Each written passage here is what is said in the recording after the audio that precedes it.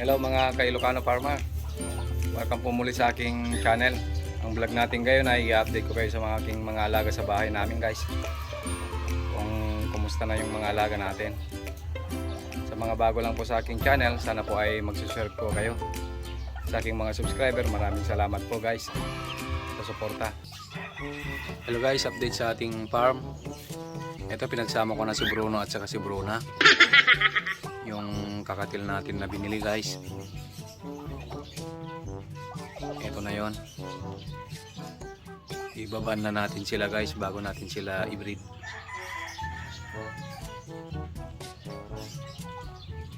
Nandito na rin yung lovebirds natin guys. Pinir ko na rin sila, pinagban ko na sila guys. Yan. Yun yung blue yung hen natin at saka yung binili kong cock guys. Update din sa pabo natin guys. Naglilimlim na yung inahin natin. Mga 2 weeks na siyang naglilimlim guys. Ito na yung mga cock natin guys. Yan.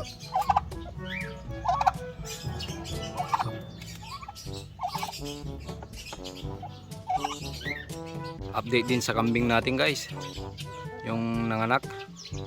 Malalaki na yung anak guys oh. Magto 2 months na ngayong March 20 guys. Kumakain na rin sila guys. Ito na sila, malalaki na. Ito yung lalaki, yung toro natin, at saka ito yung babae. Pupurgayin natin sa March 20 guys. Para exactly 2 months sila guys. Yan na yung unang anak ng kambing natin guys. Malalaki na rin sila, mag 1 year na sila guys. Ito na sila. Yung mga upgraded bower natin guys.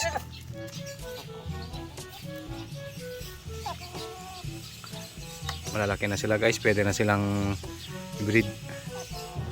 Hindi pa sila nag-hit guys. Ito namang native natin guys na naglilimlim ay itlog ng brown decalb yung nilagay ko guys. Bumili kasi ako ng itlog ng brown decalb. Naglagay ako ng ng 6 na itlog, pinalitan ko ng brown decalb guys. 2 weeks na rin siya naglilimlim. Ito naman yung sasu chicken natin guys na pair. Ito yung babae at saka yung roaster natin guys. Yan oh, ang laki.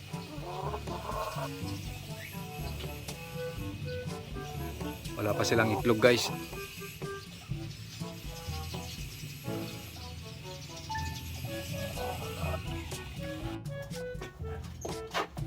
Nandito na rin tayo sa bahay ng native chicken natin guys.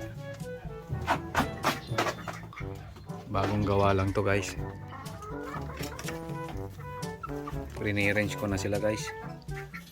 Ito sila.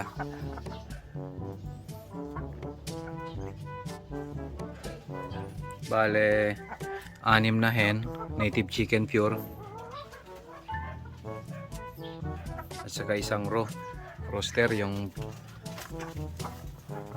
manador natin guys. Bagong gawa lang to.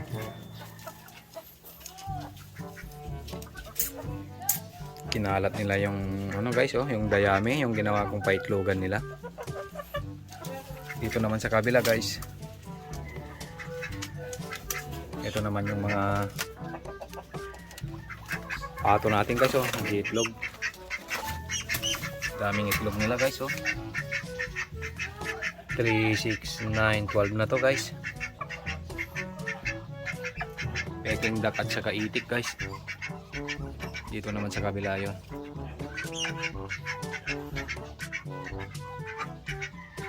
Yan naman sila.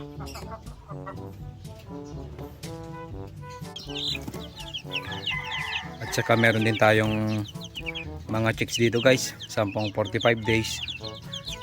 At saka 4 na rear chicks guys. Magbe-breed tayo.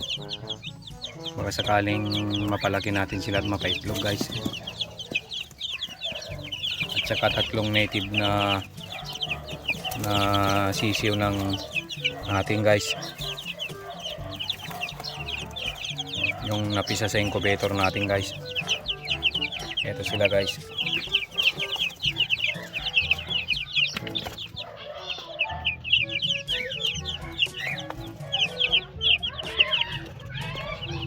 Bale 17 sila sa lahat dito guys. Yung 45 days natin guys is 5 days old na sila, malalaki na sila guys oh. So yun guys, maraming salamat sa panonood. Sana po ay mag-subscribe po kayo sa aking YouTube channel. Maraming salamat po.